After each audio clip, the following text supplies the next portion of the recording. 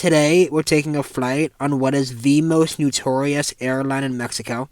More so, it seems, than Viva Aerobus when we flew on them the other week. Volaris has a 3 out of 5 stars on Skytrax, which seems to disagree with it being worse than Viva Aerobus, which has a 2 out of 5. I'll just look at some Tripadvisor reviews, which rated the airline 1 star. Alright, what do we got? Avoid at all costs. Do not book. The worst customer service and experience. So, which source is more accurate? Are they better than Viva?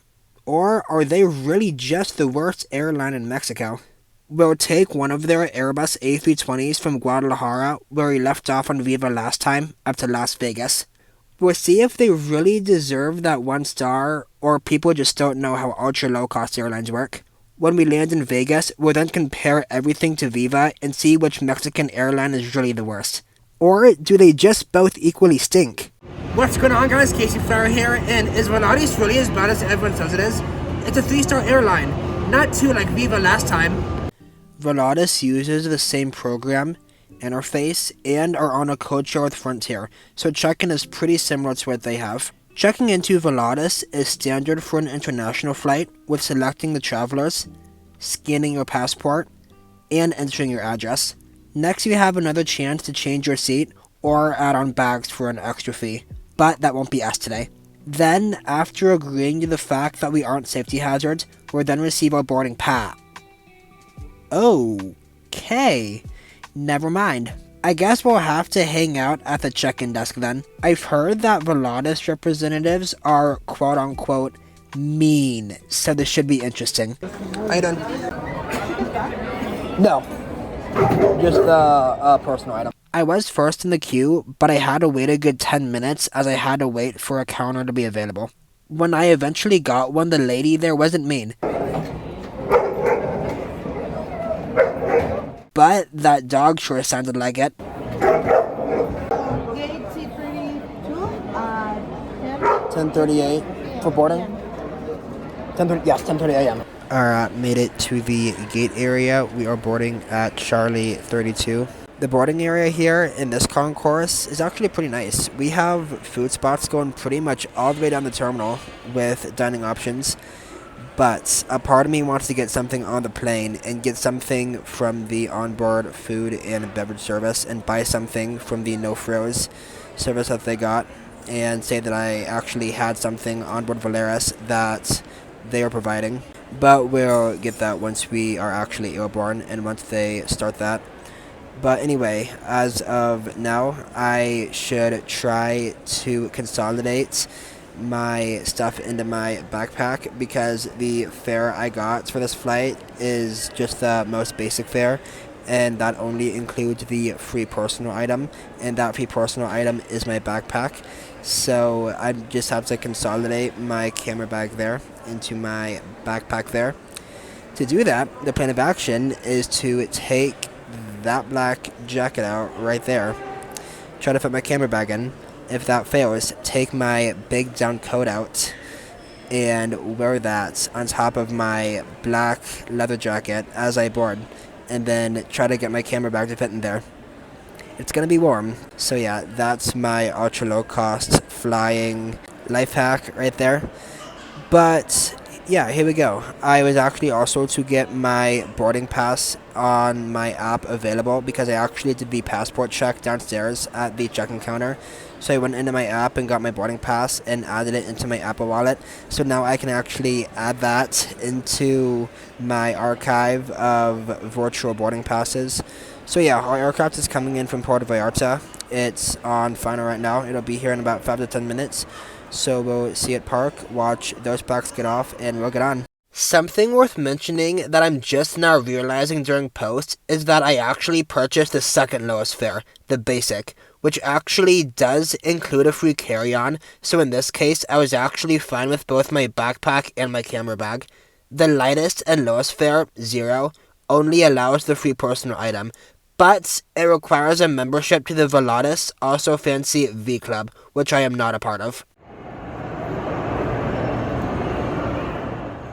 November 513 Vector Lima will be the 12-year-old A320 to Vegas today and was delivered brand new in November of 2012.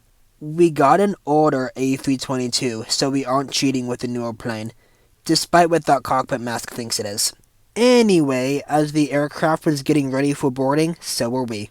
Saying the jet bridge was congested would be an understatement, but it was moving slowly but surely as always, and we were on. But despite that, the glass jet bridge made up for it though.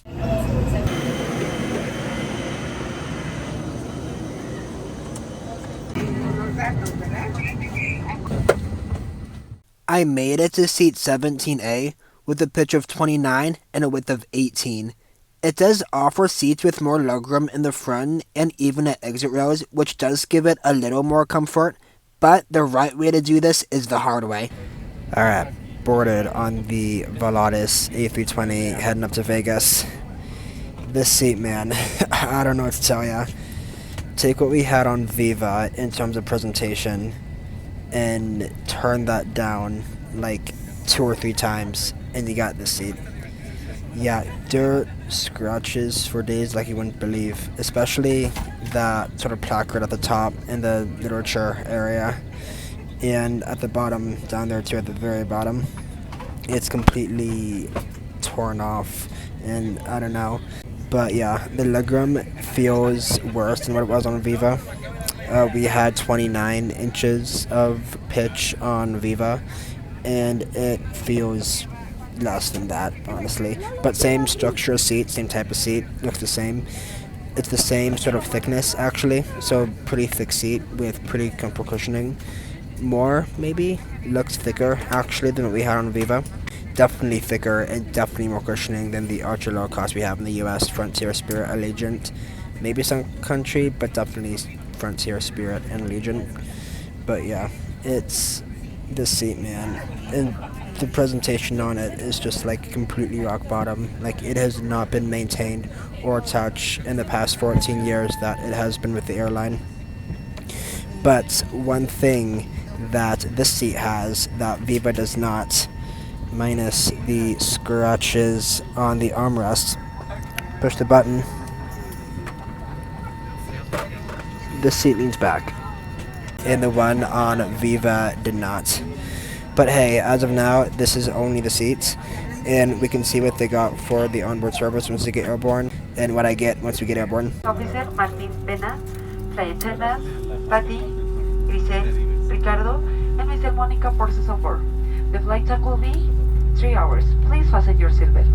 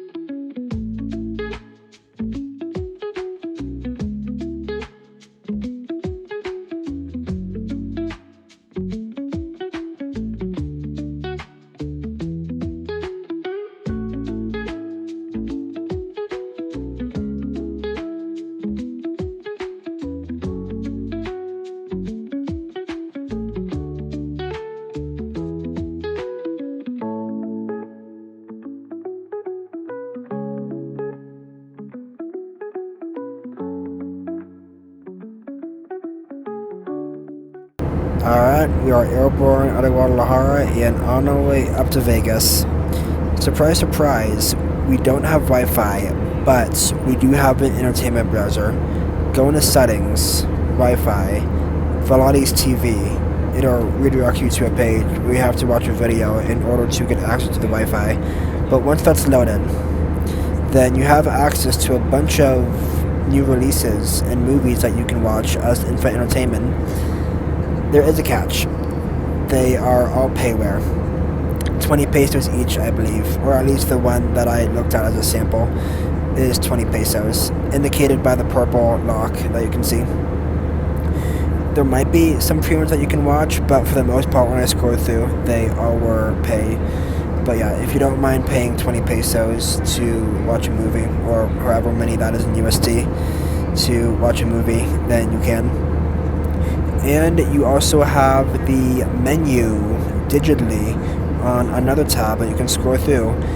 Got a lot to choose from different chips to some combos, soda, some alcohol, coffee, a lot of things. Just a little lacking in meals, which is to be expected on something like this, but a bunch of snack combos and drink combos that you can get. A lot of selection there, and I would imagine also pretty good stock too, but a lot of selection. And the cabin crew also came by giving out physical menus that you can look through if you can't get the digital one up for whatever reason. So you totally can get something from the buy on board snack and beverage service either way. Not what Viva did. Viva did not have a menu in the seat back pocket at all. They just had the digital menu, which we kind of had to find ourselves, and actually not even on the flight. I found that on the website after the fact. But anyway, momentarily, are they even coming through? No, they're not.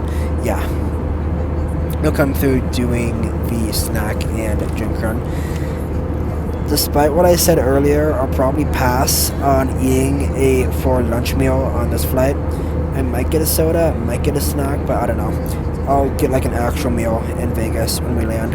But sorry, Volaris, you won't be catering my lunch today. But if you don't mind paying a little more on top of the base price you paid, or on top of whatever airfare you paid before, in true ultra low cost carrier fashion, you can have a full in-flight experience with a snack, drink, and movie. Also, goes without saying, but no in-seat power either. So you're going to have to bring on board portable charger there, or charge up your device before the flight, if you know it can last that long. But anyway, yeah, we may get something from the service, we may not. Just relax, look outside, and enjoy the views of the Mexican West Coast heading up to Vegas.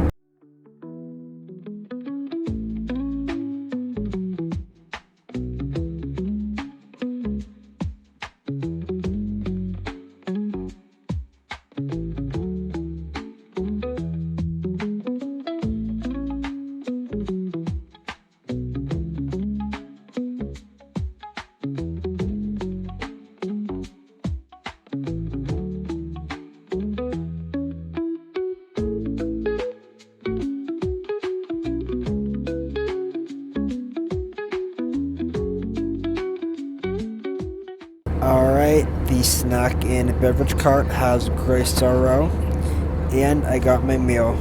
You guys ready to see it? It's pretty big. It's pretty heavy. Oh yeah. Yeah. A single Coke Zero. Yeah. That's all I need for now to drink.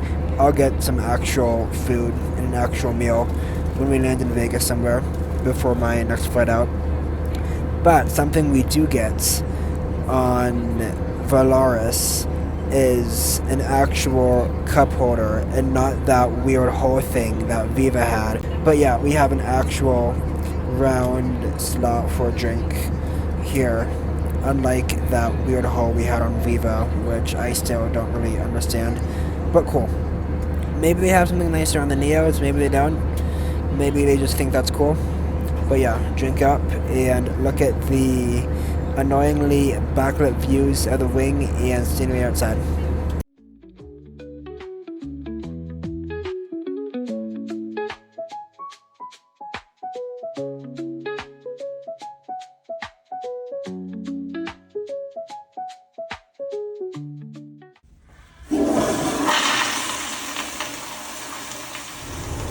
Alright, respectfully, right as I get into the loo for a loo review, it starts to get bumpy, and there's probably going to be an announcement to hold on and buckle up, so probably not the worst idea. But yeah, it's a clean loo, pretty standard to what we would get on a standard A320. Respectfully, we got the power outlet. EasyJet had it, Viva had it, and Volaris has it here in the bathroom. And yeah, the lights are turned on the seats. We got the sink, pretty clean overall. Soap, toilet, nice clean toilet seats. If we pull that down, yeah, no, it's a clean bathroom. Unlike the seats we got, very nice clean loo, except for some bits on the mirror, but that's pretty hard to see. Yeah, changing table, pretty solid loo overall.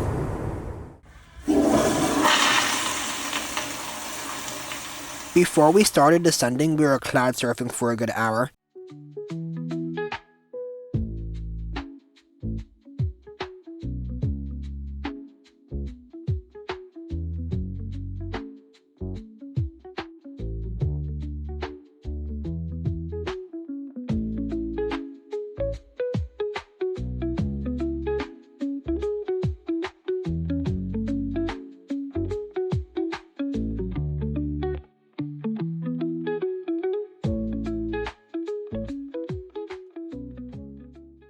Alright, the engines are spewing back, the vertical speed is decreasing, and the seatbelt sign is back on. We've started our descent to Vegas.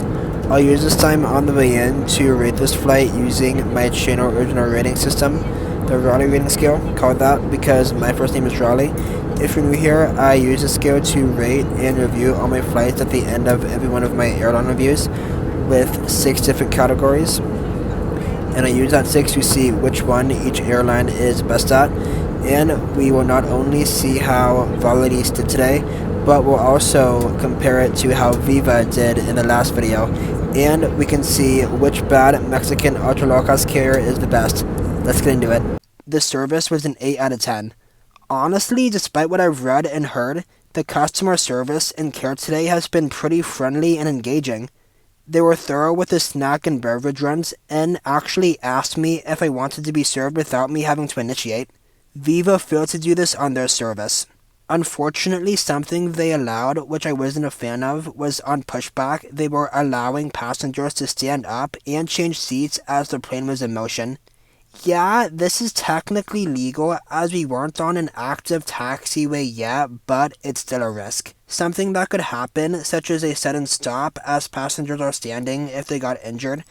I don't know if the airline's going to want to be at fault for that, but all crew members are different, and just because I've had this happen on my flight may not mean the crew will let it happen on yours. The cleanliness was a 2 out of 10.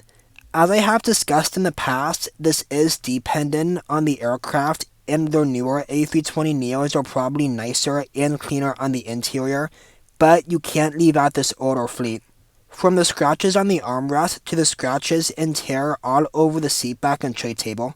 I took a closer look down there, and it's a little better than how I thought it was before, but it's still pretty scrappy. I don't hate the ads on the overhead bins though. Volaris has them on every few, which in my opinion that's how it should be. But Viva just had it overdone with all of them. The Wi-Fi was a 0 out of 10 as there was not any internet available. The food was a 9 out of 10. There was a great selection of snacks and any type of drink. Everything is buy on board as the No Frills structure suggests, but there is a pretty good variety and selection. Availability of specific items will also be dependent on the flight due to stock. I thought about getting a combo with the sandwiches pictured on the first 2 pages as a meal, but I decided not to. The nachos also looked pretty tempting, but I wanted a full meal. The entertainment was a 7 out of 10. There's no seat back IFE obviously, so it'll be up to you to bring your own device. Once you get on, there's an amazing selection of both Spanish or English movies, and even some TV to choose from.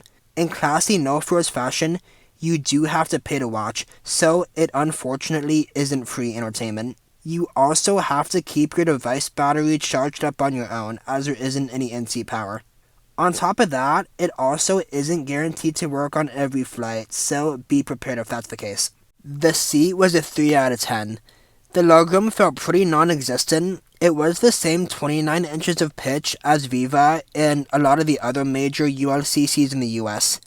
However, the seat in front of me felt like it had a part that was lower to the ground, which gave it the feeling of having less legroom, so if I wanted to lift my legs and stretch them, it would be very limiting. But the insanity of wear, tear, and scratches on what looked like the other seats too, but I felt like mine had it the worst. It got to a point where it was just gross to look at. I didn't like the lack of storage either. Viva had the same problem, where the only storage available at all is the literature pocket. On the bright side, it's pretty thick and cushioned, comfortable to sit on, and better than what we have in the US for ultra low cost. It also has the recline feature, which is nice. It also doesn't have that weird hole for drinks, like Viva had. So the overall rating for this flight's going to be a 4.8 out of 10.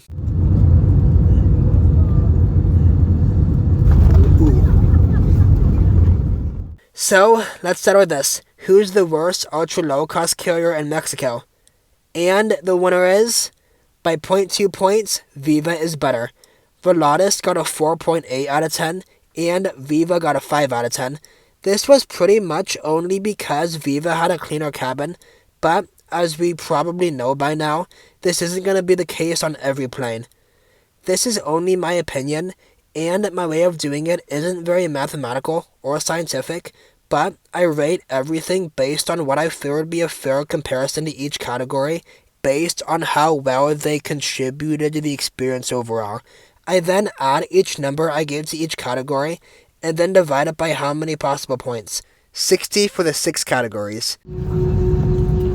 29 out of 60 for Volaris in this case, and 30 out of 60 for Viva. Now, I know what you're thinking. A 0.2 difference in the ratings to both airlines. Does that mean they both aren't as good? It totally means that. But hopefully we can look past that, and these two videos can serve as a tool to compare them both and see which airline is the best at which category, and can use them as a tool to plan your next trip, and can be used to determine which airline you want to fly and which category you value on which airline. But anyway, that's all I got for you today, and I'll see you guys back here in Vegas for the next airline. Bye for now.